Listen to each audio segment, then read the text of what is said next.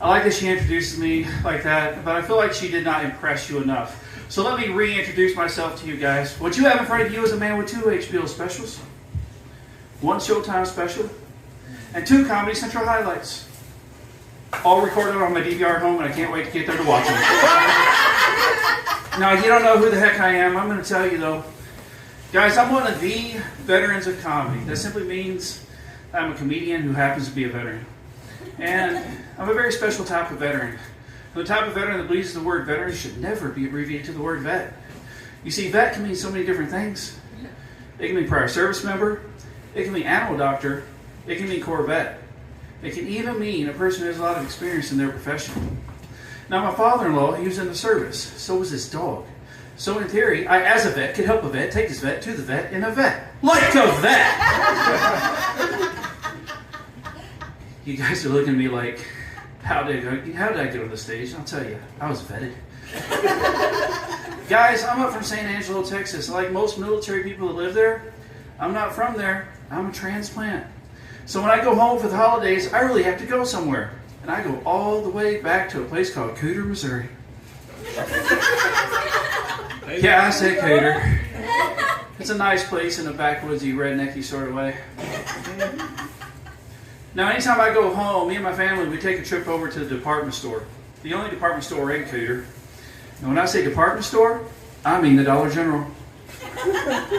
And when I say my family, I mean my family. I'm talking about my nieces, my nephews, my aunts, my uncles, my grandma, my grandpa, my mom, my dad, my brother, my sister, my kids, and my wife. One great big redneck mecca right over to the great department store of Cooter, Missouri. Now, the last time we made such a trip, my youngest daughter began to act out. You know, the way they do. And I was going to try and crush it at the lowest level possible. Bend down, have a conversation with her. Now, before I get too far into that, I'll tell you, military members, depending on when they serve, they have their own world problems to think about. Their own war. Mine happened to be the war on terrorism. With that came some common misconceptions. People believe that Middle Easterners raise their kids to be terrorists. That's not true. All kids are terrorists. Just in America, we like to train it out of them. Now, let me get back to my story of my child. I got down about eye level. She began to make demands. Well, I don't negotiate with terrorists. So I scoop her little butt up. I'm going to take her out to the car. That's the known consequence. She doesn't want that. So she's fighting me a little bit. So like any good dad would, I threw her over my shoulder and I quit getting my pace. Then she began to really fight. Arms this way, legs that way, really giving me problems. And I'm okay with this. But then my daughter, she did the unthinkable. In public, she cried for help. Dramatically. She was all, help me, help me, help me, help me! Think about this, ladies and gentlemen. I'm a middle-aged man. You're a small community. You don't know me. I'm down here running for the door with a small child draped over my shoulder, kicking and flailing, fighting for its life. I'm like, help, help, help me, help me, help me. In Texas, I'd have been shot. I couldn't get out of that place quick enough. I darn near sprinted across the parking lot. I got to the car. I opened the car door. I went to put her in. She didn't want to go in. She's holding on to the door frame with all 4 limbs like this. And I was pushing on her torso, till those little limbs just gave out. Got into the car seat, tied her down like a darn hostage. Stood up, looked around. Hundreds of spectators. Some might call them witnesses. But not a single one of them challenged me. You know why? Because they know. All kids are terrorists, not to be negotiated with. You guys act like that might be true, laughing like it might be true. But it's not true. We do negotiate with our kids. In fact, we give them their own rules to play by. For instance, if a child was to throw out its arms, run out into the room and go, pop, pop, pop, look up and declare, I'm a helicopter. You know what you'll tell that kid? Yeah, you are. You can be anything you want to be. But Lord forbid, I, as a full-grown man, should throw out my arms, run into a room, and go, pop, pop, pop, and declare, I'm a helicopter. People say mean things. Like, get away from me. or wish to see other people. Oh man, the truth on the mic, guys. Oh. But the truth is, we will do almost anything for our kids. Here's an example. My youngest daughter, you remember the terrorist I was just talking about? She recently turned 6 years old. And when in Texas, you do as Texans do. You buy a frickin' piñata. So I did, from the only decent place in town to get one, the supermercado. Yes. Now, having grown up in the Midwest, I thought these things would shake like donkeys or pigs or stars and be festive colored. You know, like they are in the cartoons. That's not how it is. Now, I walked in and hanging from the rafters, they had Ninja Turtles, Transformers, Power Rangers, Powerpuff Girls, and even Disney princesses. Turns out, they create these things based off of characters our children have grown to love. Clearly, they're not on the same page as our European brothers. They also have paper mache characters. They call them effigies. And they paint them, they stab them, they burn them! You see, they create theirs based off characters they hate. Armed with this knowledge, I cruised to the register, knowing I was not buying a piñata. No, I was buying an effigy. You see, I was buying Elsa. Oh, I hate Elsa. I love my daughter, though, so I bought the darn thing and I took it home, raised it up. She hit it with everything she had. She said, "Ah!" It didn't break. I gave her another shot. "Ah!"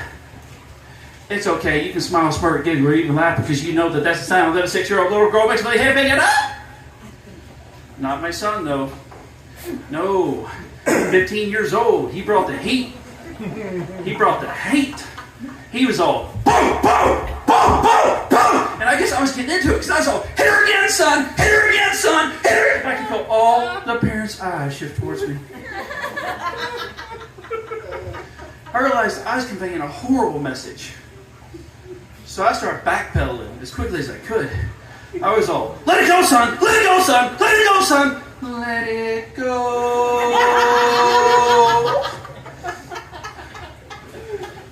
Oh man, God, I hate that movie. Most dads do. Oh my gosh. Say it ain't so. Let it go. Now I think that last piece made me seem a little bit like a lunatic, and that's fair.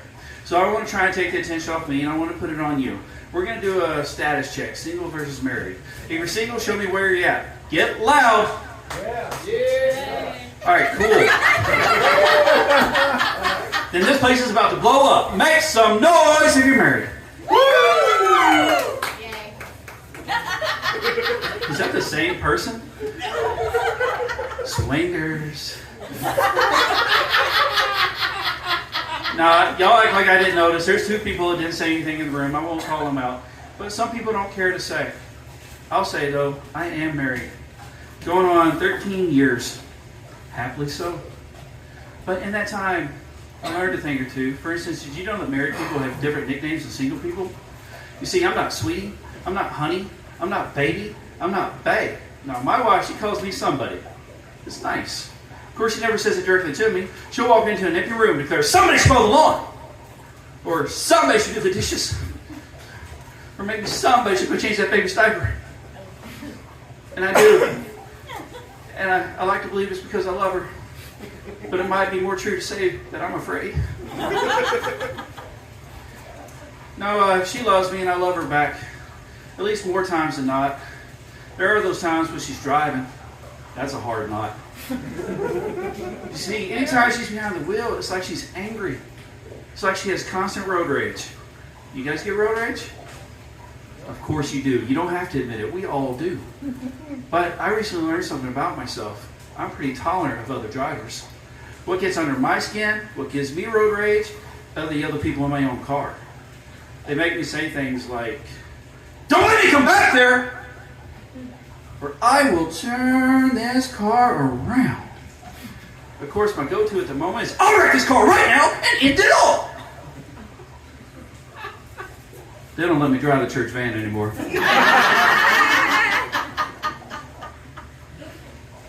Oh, man.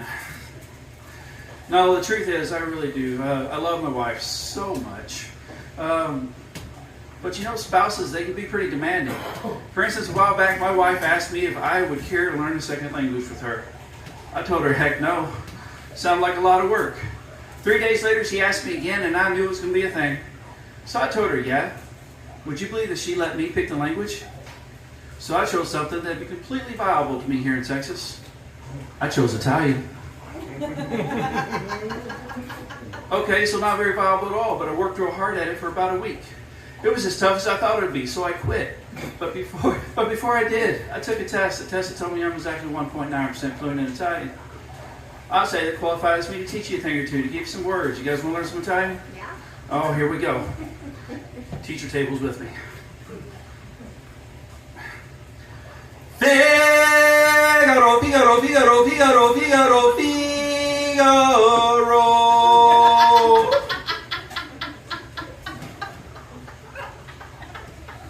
Now, I'm not sure who or what that guy was singing about. Well, I'd like to believe it's that cat from Pinocchio. But I digress. I didn't come to talk about that. I came to give you some words. Let's start with ciao. I don't mean the dog you grew up with or the food that you ordered. I mean C-I-A-O. See, in Italy, it means both hello and goodbye. Try that in English. Walk up to somebody. Let them say hi to you. Look back at them and say goodbye. Straight jerk move, not cool. You'll not be friends. However, in Italy, you can walk up to somebody and say ciao. They'll look back at you and say ciao. Now, he can be the nicest guy in the world or a straight up jerk. You don't know the difference. Kind of cool, kind of messed up at the same time. Let's move on to another word. Prego. Yeah, I just rolled the R trying to sound sexy as all get out. I know, it didn't work, ladies. But I don't normally say it like that. I normally say it like this. Prego. And half the room will believe I'm talking about a pregnant woman. The other half might believe I'm talking about that pasta sauce you find over in aisle 12. But you might be surprised to learn it does not mean pasta sauce and it does not mean pregnant woman. What it means is you're welcome. Now with that in mind, let's think back to that pasta sauce for a second. And think about the audacity it takes for it to have prego written across the label.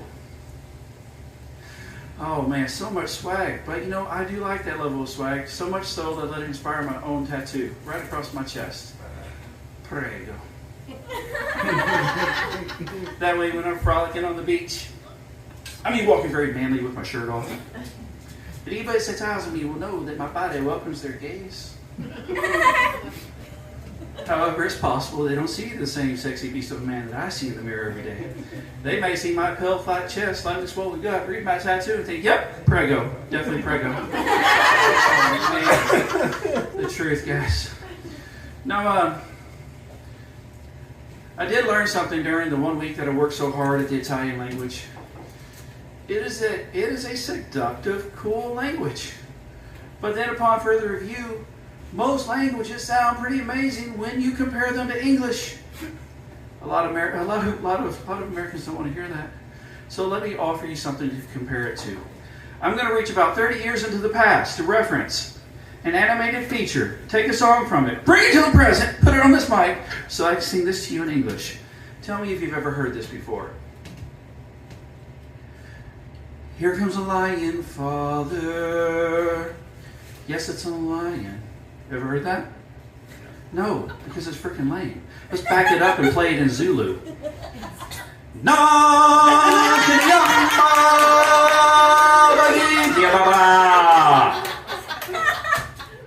Majestic.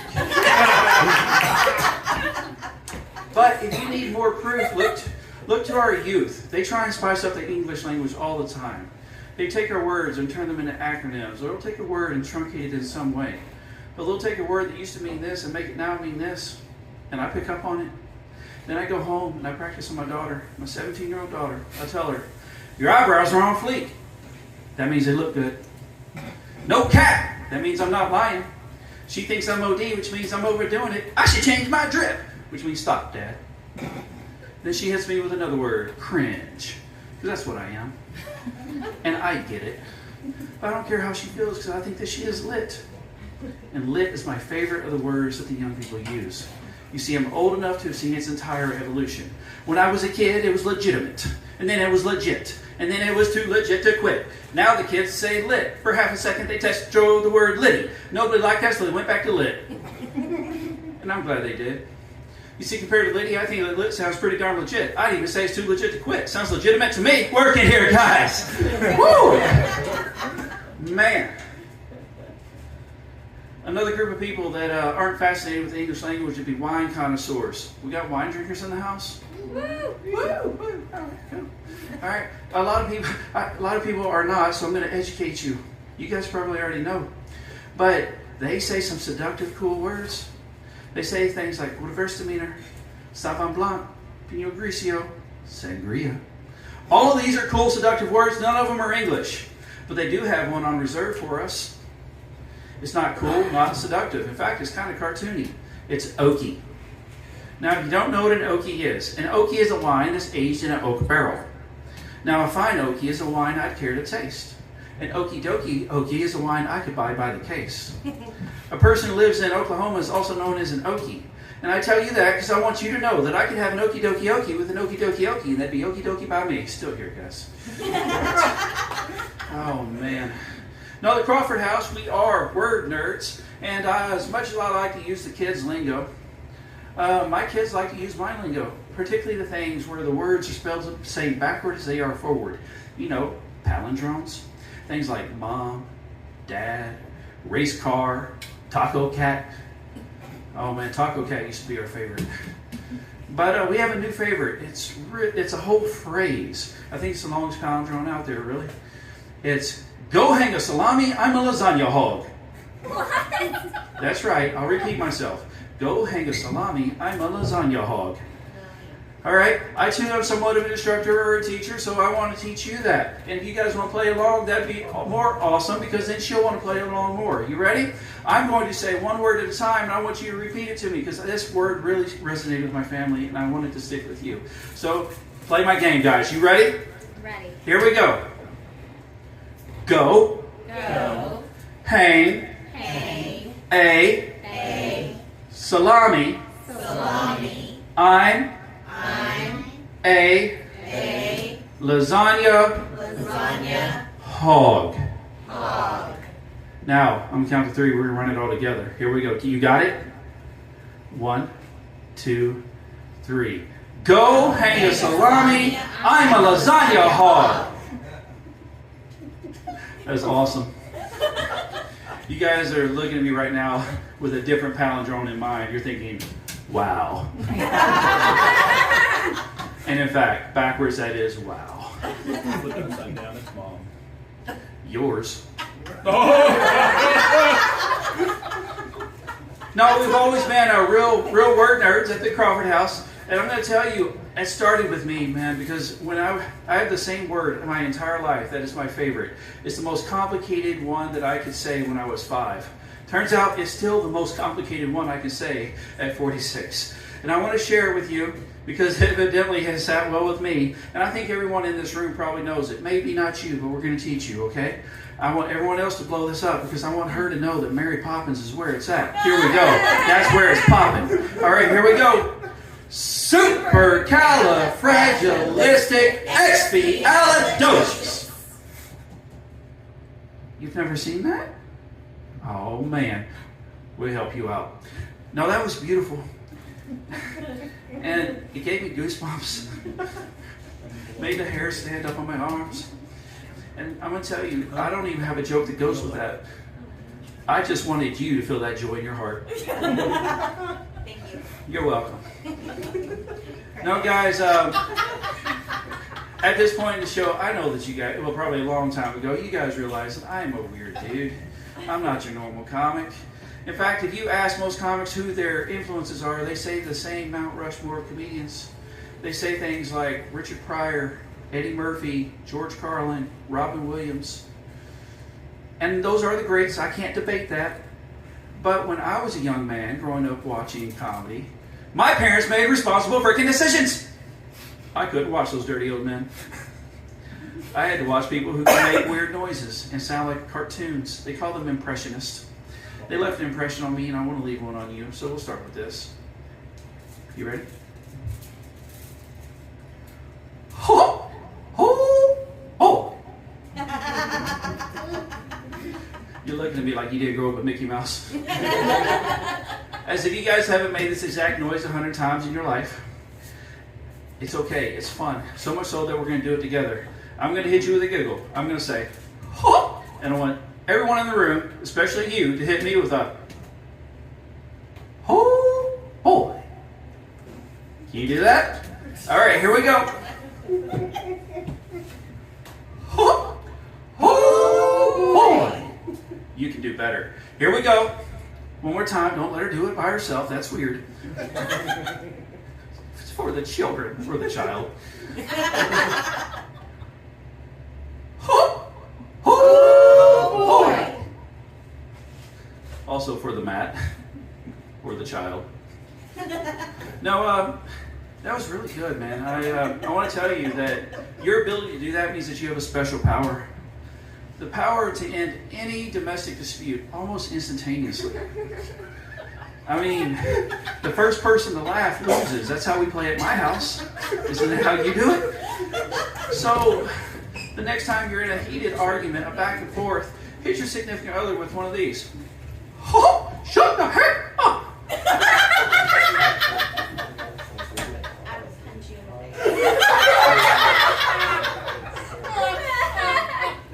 Violence will ensue.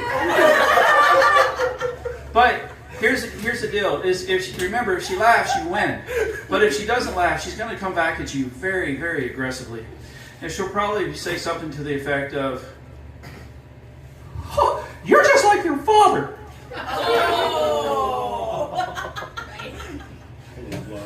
And that hurts. Unless your father was an outstanding individual, in which case she won't give you that. She'll say, "Oh, you'll never be like your dad." It hurts. It's okay, guys. If you don't really care about the relationship anymore, you can be really mean. You can hit her back with a, "Oh, you don't even know yours." And that's how the divorce happens. It might be very important to know exactly, guys, when to, oh, shut the heck up. It's the only way out. Oh, man. No, I actually, I love impressions a lot, and I've got at least one more I want to show you. It's the very first impression I ever did. And it sounded a lot like this. It's possible you don't know who that is. So I'm going to turn away from you, look back at you dramatically, and declare, "I'm Batman." And instantaneously, everybody in this room knows who I am. Funny how that works. Of course, the bad thing about the Batman voice is it sounds an awful lot like creepy guy voice. You remember, ladies, guy tried to pick you up at the bar. He's all, "Do you come here often? Are you alone? Can I call you?" First of all, guys, if you don't Batman voice at the club, stop it. You're ruining it for the rest of us. Now you're not going to stop, so next time you do it, she looks at you like you're crazy, and she will. Turn away and look right to her soul and declare, "I'm Batman." Maybe it'll work. No, it's not going to work. Trust me, I tried. There's the truth again. Oh. Of course, the cool thing about the Batman voice is that anybody can do it. It's simply an aggressive whisper with a little bit of bass. But the funny thing about the Batman voice is that even though everybody can do it, no two people sound alike when they do, but it still comes off like Batman voice. Now to prove it, I'm going to ask you to play my game again. I'm going to count to 3. And I want you to hit me with an aggressive whisper with a little bit of bass and declare, "I'm Batman." Or, "I'm Batwoman." Or, "Bat little girl." Here we go. I'm going to count to 3. Say my set. Be a vigilante. Be my hero. You ready? 1, 2. You're going to do it. Come on, teachers. All right. 1, 2, 3. I'm Batman. Oh man. You guys are so good at this. In fact, I'd say that you're probably better at it than I am. I'm not going to lie. But when it comes to impressions, I'm pretty new at this. But like most things in life, when I try it, I run full steam at it. I give it everything I got. And here recently, I decided to set a world record. Now I had to do some research. I opened the Guinness book, flipped through a few pages. The first thing that jumped out at me was the world's largest miniature airport. I'm not sure that those two phrases can even go together. But what it taught me was that if you suck at something bad enough, they'll give you a record for it.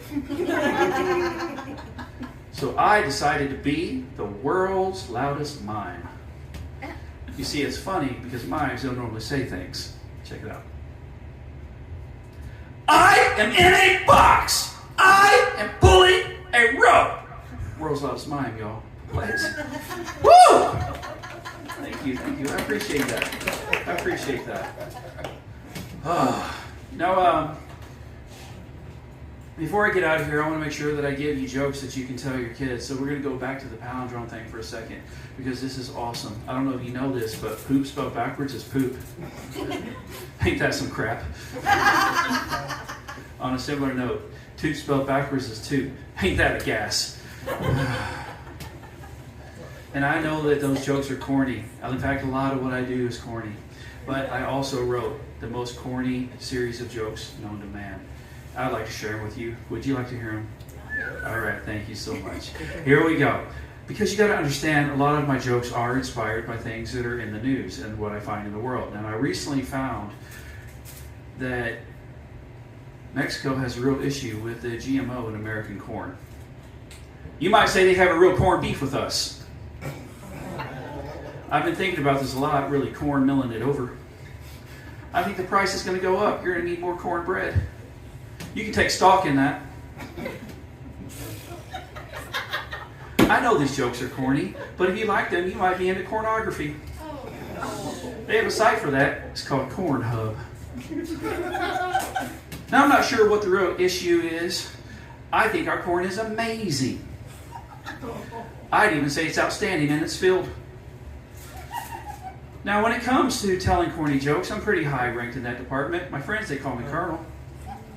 If you're still listening, you're all ears. That or you're buttering me up. Either way, I'm pumped.